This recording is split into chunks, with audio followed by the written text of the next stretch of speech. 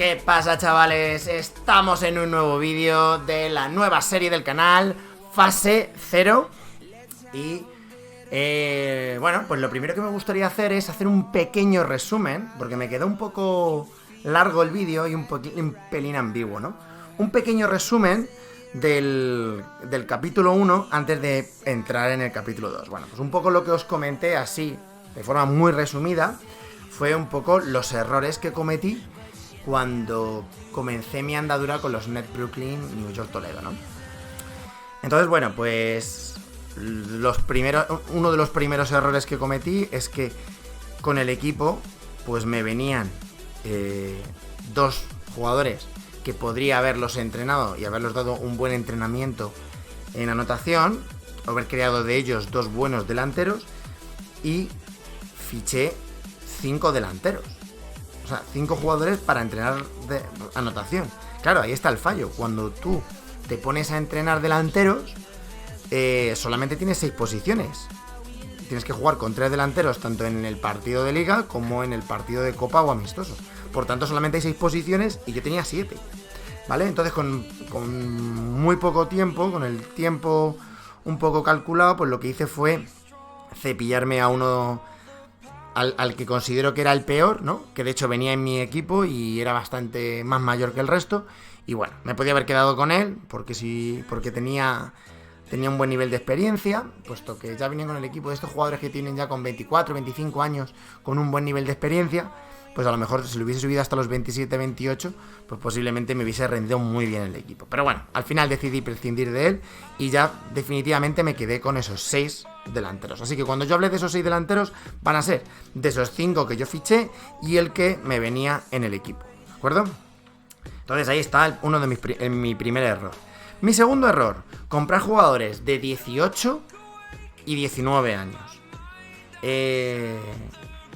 Bien, pues sí, ahí cometí un error, porque la idea es intentar fichar jugadores que tengan 17 años para tener más margen a la hora de que los jugadores mejoren más y además, pues a la larga van a ser mucho más rentables, ¿vale? Hubo una cosa cuando fiché estos jugadores que hice muy bien, y fue fichar jugadores que tuviesen un nivel de pases mínimo aceptable. Entonces, claro, estos 5 delanteros que yo fiché, mínimo tenían aceptable en pases. Había alguno con bueno, y me parece que uno de ellos llegaba incluso a tener excelente en pases. Claro, ya sabéis que los pases, esto yo cuando jugué hace muchos años, me di cuenta que los pases eran súper importantes. Y efectivamente, sabéis que si entrenáis defensa, el contar con un defensa con un buen nivel de pases te va a favorecer el contraataque, y tanto en jugadas, en extremos, mediocampistas y delanteros con un buen nivel de pases van a potenciar el ataque. Ahí eso lo hice bien, pero bueno, un pelín mayores.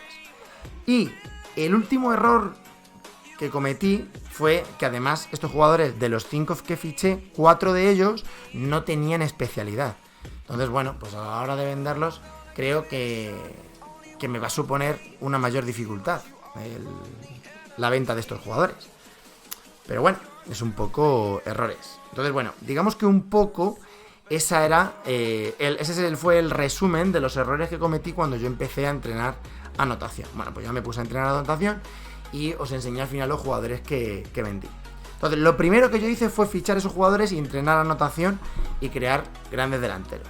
Pero claro, para crear un buen delantero, o al menos el concepto que yo tenía de buenos delanteros, pues no era solamente que tuviesen anotación, tenían que tener otras características, que es lo que vamos a ver hoy en este segundo vídeo, en este segundo capítulo de la serie Fase 0. Vale, entonces, ¿cómo desarrollé yo esos delanteros? Bueno, pues vendí ese primer delantero que me dieron 50.000 euros, que no es nada. Eso no me servía para nada, no podía fichar prácticamente nada, con 50.000 euros es nada, ¿vale?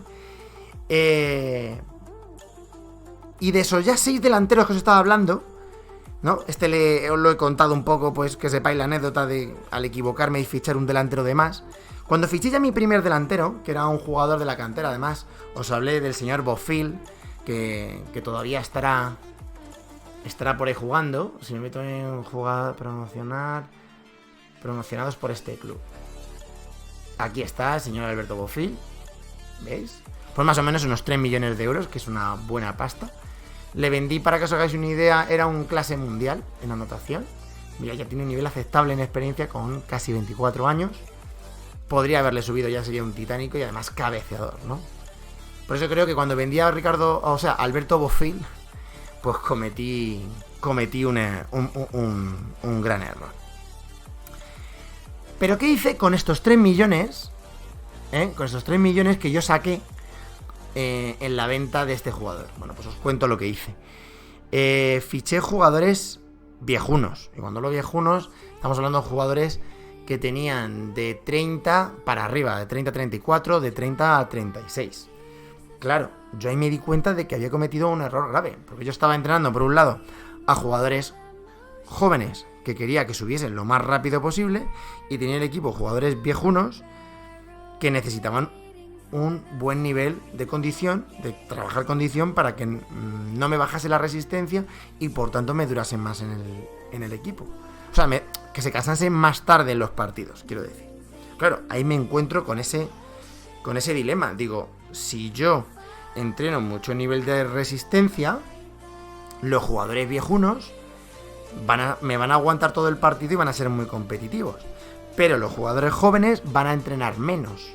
Y además, al entrenar mucha condición, la forma te va bajando. Porque claro, a partir del nivel de los 30 años tienes que meter aproximadamente pues entre un 18 y un 23% de entrenamiento de resistencia semanal.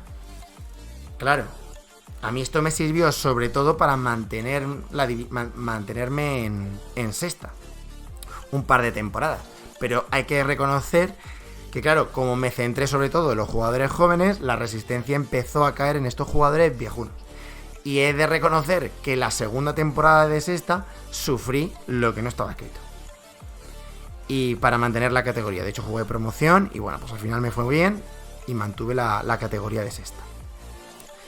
Entonces ya dije, tengo que darle una vuelta. Más o menos mis 5 delanteros que estaba entrenando en ese momento tenían un nivel de anotación aproximadamente nivel 13, nivel 14, eran clase mundial sobrenatural, y decidí entrenar pases.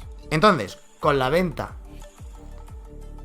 claro, esto fue Bofill, pero si nos vamos a transferencias, historial de transferencias, si nos vamos por ejemplo al jugador que vendí después, que fue Gyula Gombar, ¿no? Pues bueno, aquí como podéis ver, le vendí por 4.250.000, más o menos me quedé con 4 millones, más la venta de todos estos jugadores viejunos, que pensad que fiché de todo, fiché defensas, fiché mediocampistas y extremos, pues para mantener la categoría.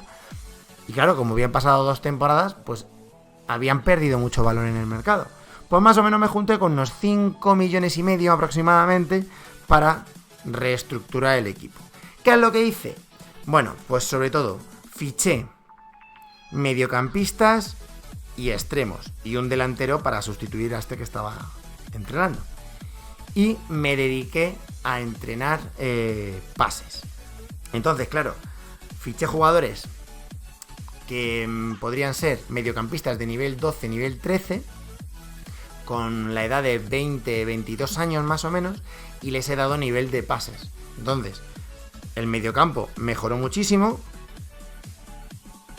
A ver, no mejoró muchísimas de primeras, más o menos igual. Lo que mejoré muchísimo fue el ataque, porque conseguí que los pases mejorasen de los mediocampistas. Entonces, como me pasé a entrenar pases, lógicamente me obligó a meterme en una estrategia de 2-5-3.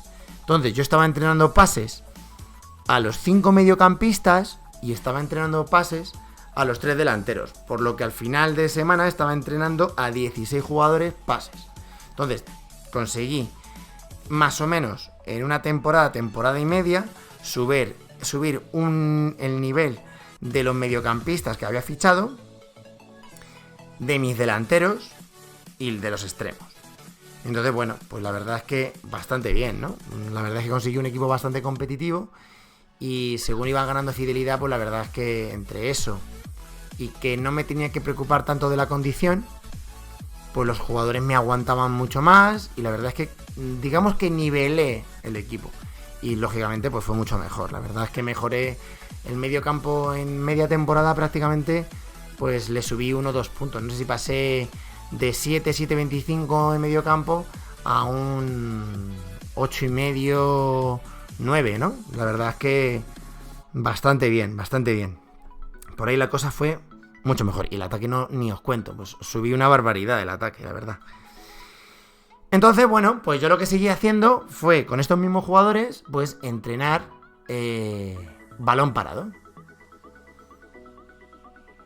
Entonces, por ejemplo, si os enseño a Gerald Conrad, que es uno de los fichajes que llevo con ellos, veis, desde los 18 años 15 días, pues lo subí a Sobrenatural. Me parece que ahora mismo le quedan unas 7 semanas aproximadamente para subir a Titánico, o sea, está en la mitad de su entrenamiento. Formidable en pases. Me parece que también le quedan unas 3 semanas para subir a destacado en pases.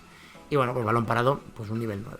Que la verdad es que para eventos de balón parado y para eventos de pues penaltis, ¿no? Cuando tienes que llegar a tandar de penalti, la verdad es que el equipo me ha mejorado muchísimo gracias al balón parado. Que ya tengo un vídeo por el canal que podéis ver que hablo sobre la importancia del balón parado, ¿no? La verdad es que me ha dado muchas victorias frente a equipos mucho mejores que el mío, con más medio campo y con mucho más ataque que mis jugadores. Incluso de estas defensas que son muros, ¿no? Pues al final si les pillas por especialidad o por balón parado, pues puede ser una buena situación.